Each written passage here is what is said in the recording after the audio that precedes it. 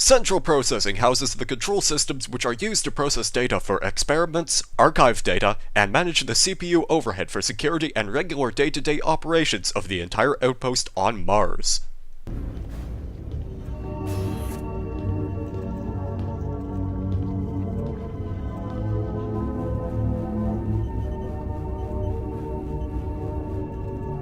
Where are you hiding? His aim is true, his cause is just, and his gun is very, very large. I mean, look at this thing. Look at how big this chain gun is. I have to hunch over to hold it, even.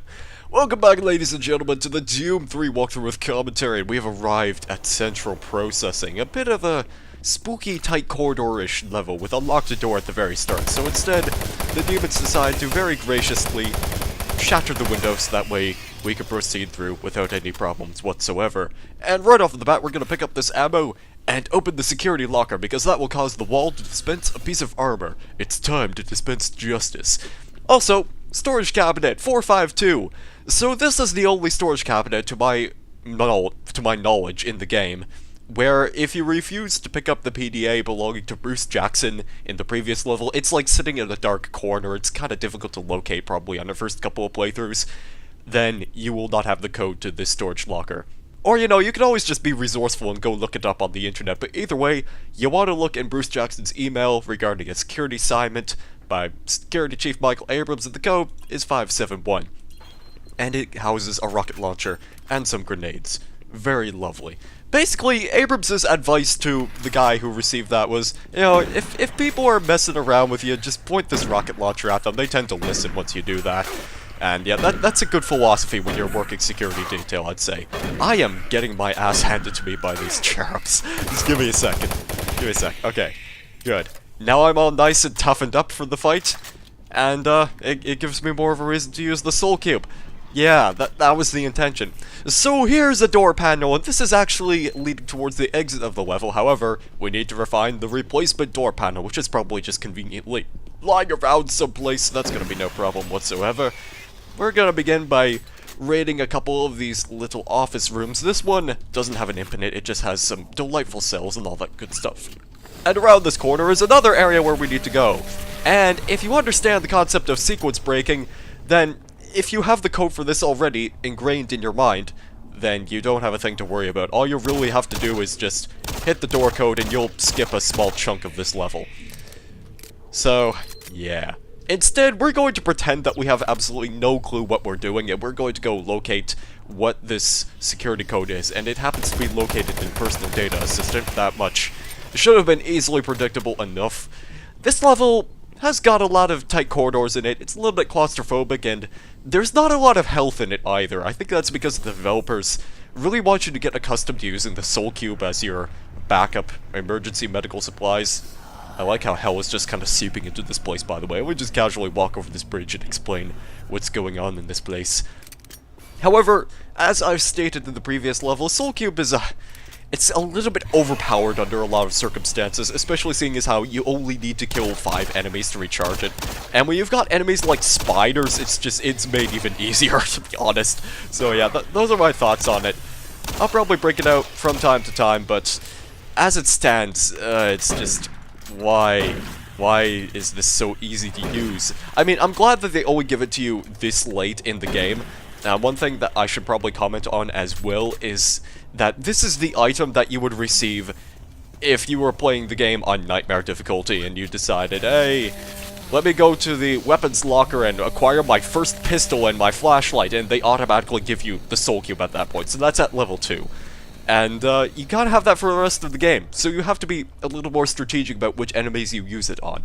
Anyway, in order to make progress right over here, we want to open the maintenance storage hatch, which is indicated by this little breadcrumb trail of armor shards.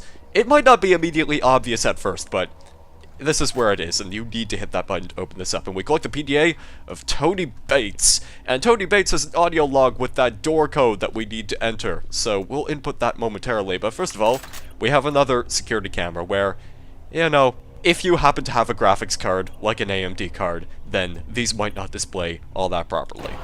Also, there's a spider in the computer. I sort of would have liked it if that were the actual introduction to the Trites in this game, but still, that's a good scare. I appreciate that one. Anyway, that's pretty much all that we have to do in that area, so now we just have to head back.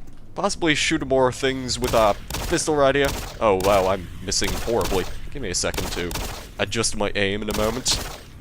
And we will dispose of these spiders. No problem. As long as we take our time, not get flustered, and then move on with the rest of the level. Actually, I think I'm gonna go back and raid this health station. Like, I have no problems with using health stations, but the Soul Cube still feels a little bit cheap to use from time to time. So, if you listen to Tony Bates' audio log regarding this particular door, then the code is 627. There you go. And with that, we're going to just sort of peek around this corner and take a look at a guy standing over there. He might not notice you at first, but I'm just gonna encourage him for a minute. Hey, look at me. There you go. You never see him again from this point onwards because he's one of those weird scripted enemies. And over there, if you missed the rocket launcher inside the storage cabinet, then you can locate it over there, so we will certainly go pick that up. I'm gonna try to be mostly conservative with my rocket launcher ammo in this level. In fact, I might not even break it out in the first place, because it's just far more useful in the following level, I find. A lot of the enemies in this particular level consist primarily of imps and wraiths and cherubs. I think, you know, Doom 3, very pro-life this game. Has lots of babies, so there you go. Over here is an elevator. We're not going to take that elevator just yet. Instead, we're going to move on forwards because I want to go pick up that rocket launcher, as well as a personal data assistant, which gives us a security code for another storage cabinet, I believe, which is located conveniently right next to where that door panel is. In the meantime, however, we may as well just clear out all of these extra enemies that we would otherwise ignore. And this enemy spawn right over here might be a little bit nasty because that spawns an imp behind you and a wraith in front of you. Yeah, it sounded like he was coming from a different direction, but that could just be my headset. And as soon as you go acquire these items, that's going to spawn a bunch of enemies, including this guy who's not going to teleport away because I hate him. Don't jump at me. Look at you surfing all them plasma balls. You're supposed to catch the plasma balls with your hands, not with your face, my dear cherub. Apparently Sarge is going to destroy me. How rude of him. I wouldn't destroy Sarge. I would merely slap him on the wrist and tell him to stop it. It's not nice what you're doing there, Sargy. Okay.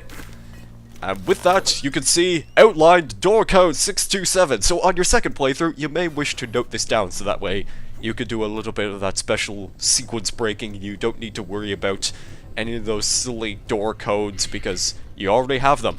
Oh yeah, running backwards after you collect PDA in that area will cause those couple of cherubs to spawn. Again, that area is sort of optional. If you don't really want to bother with all of the storage cabinets in this game, then considering how often they really benefit you or not, then you may as well just not bother going after that particular one and just, if you want to complete the level as quickly as possible, well, it's an option. It's all completely optional. Plus, you're really just only going to be fighting more imps out of it, so it's not much of a point. Right here, I think I'm actually going to break out my chainsaw because we have another spooky encounter with a resurrector, and behind us is going to be a baby, and in front of us is going to be a wraith.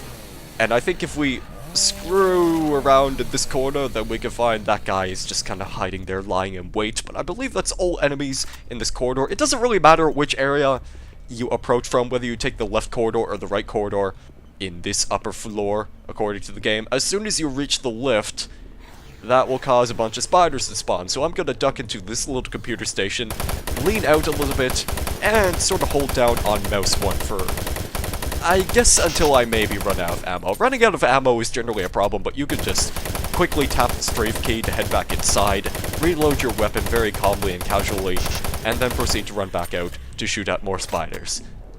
I believe that is that, so I'm just gonna look for a few more items. There's some grenades right here. If you want to get jump scared by that closet opening up, that's definitely an option, because those were the closet's grenades, and it wants you to put them back, but that closet can't really harm me, so I'm not going to worry about the thing. Instead, I'm gonna steal its grenades and act incredibly smug. This little section, this CPU section right here, surrounded by all these computer terminals, can be a little bit spooky. A little bit spooky. It's got a whole bunch of babies, so aiming at them might be a little bit awkward at first. And it also has that imp, which may prove to be a problem. Oh, you jumped an incredible distance right there. I am neglecting to move forward as well because that will trigger that enemy to be here behind the door, so I'm just gonna prep my chainsaw real quick and make sure he doesn't get the chance to kick me in the face. And I'm gonna show you a magic trick. You can see by jumping over this little window right here, there's no enemies. But abracadabra, where the hell did he come from? I don't know. All I know is that if you decide to keep moving forwards, and it's especially hazardous if you're sprinting, that imp bends his trajectory while he leaps towards you, which causes you to be knocked right through this open window down to the previous floor, and that may very well kill you if you don't have a lot of health points. So that's definitely one of the worst enemy spawns in the whole game. I'm not a fan of that one. I guess this is kind of a close contender because you have these flanking closets right next to you, and as soon as you move forward just a bit, I think that also triggers a commando, yeah. So I'm just gonna crouch real quick, and that actually turned out better than expected. Use the plasma rifle, it'll save your life. There's even ammo for it. Just right on that little storage shelf right there. And with that, we will go back to using our trusty Enforcer machine gun, get rid of a couple of them dudes, and then proceed to shoot babies in the face. You know, things that normal people will do. Let's move on forward through this door, and I believe the only thing we should be encountering by this point onwards is just an imp around that corner, and I think he may not exist. I don't know. I'm just gonna throw a grenade and see if he actually does exist or not. No, he's triggered by you actually approaching this area. I really should have figured as much, to be honest. Doom 3 kinda gets a little bit predictable with some of its enemy spawn triggers and scripted sequences. So, we picked up the PDA of Charles Haskell in that little optional area right next to that rocket launcher floating above the hellscape. And the code for this one is located in an email from a John Boyega, because John Boyega was supposed to play the Doom Marine in the original version of Doom 3, but I think he was too busy at the time, so he couldn't make it. And the door code for this one is 468. Boop. Boop. And inside, again, kind of debatable whether or not you find these items incredibly useful, but as long as you're a plasma rifle enthusiast, then you may benefit from it. Here is this door panel. It's just, again, lying conveniently on a shelf out of a storage cabinet that's completely open. So, there you have it. Which is going to trigger, as soon as you collect it, a couple of nasty enemies. It's gonna be a swarm of spiders, and that imp inside the closet. He's probably the biggest threat, so you want to toss a grenade in his direction, ignore that really scary sound, and then just sort of stand in this corner, making sure you dispose of all of these spiders at a safe proximity.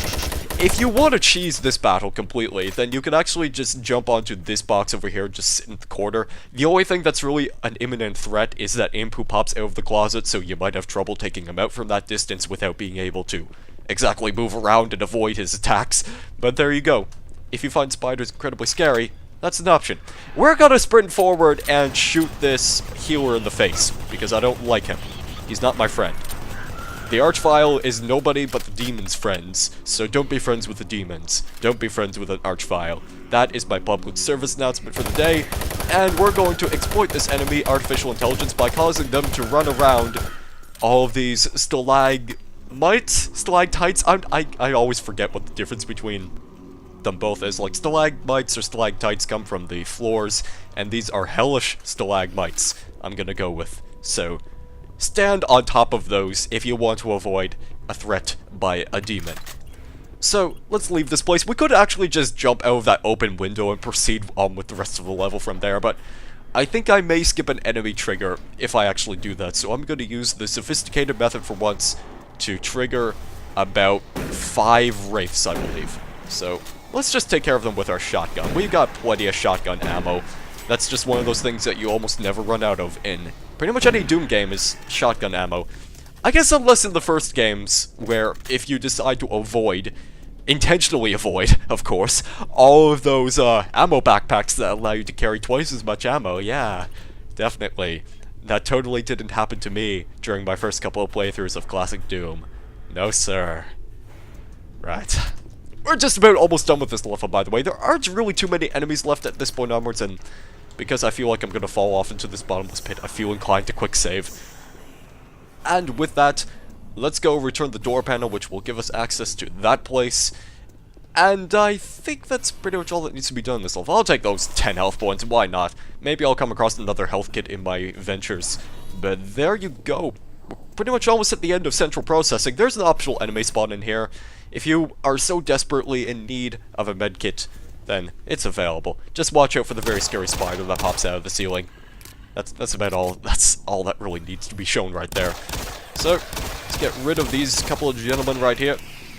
Including you. Come on, take your time to approach me. Just keep lurching forward. Not really caring to pounce for once, which is kind of surprising. I guess it's because the store's in the way. That might actually be a valid explanation. So, we're pretty much all done with this level. We're out of enemies. So, let's take the lift down to the main CPU. And we get a nice scenic detour of the various piping within the Union Aerospace Corporation. Very, very nice to look at. They remembered to make it a little bit more interesting for the tourist industry, so they decided to make a contract deal with Hell to make sure that some of the land would be seeping within their facility, and it would be very good to take photos of and snapshots to show the folks back home on Earth. There you have it. Sarge. Find him. Gotta find him. My gun. He's got my gun.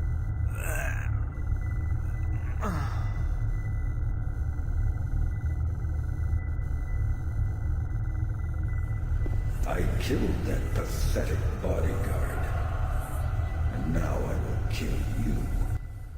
Yes, that's nice, Sarge, but in the meantime, I have other things, very important things to focus on, such as ducking into this little storage space to pick up a whole bunch of items. How many rockets do I have? 25, that's very good. That's quite an adequate amount of rockets for the following level.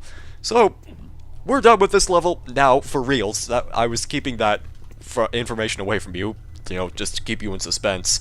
Campbell isn't looking so great anymore, but at least we now know what he sounded like when he talked to the Marine.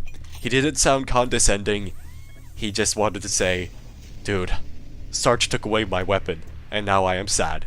And then he died. The end. Let's move on to main processing.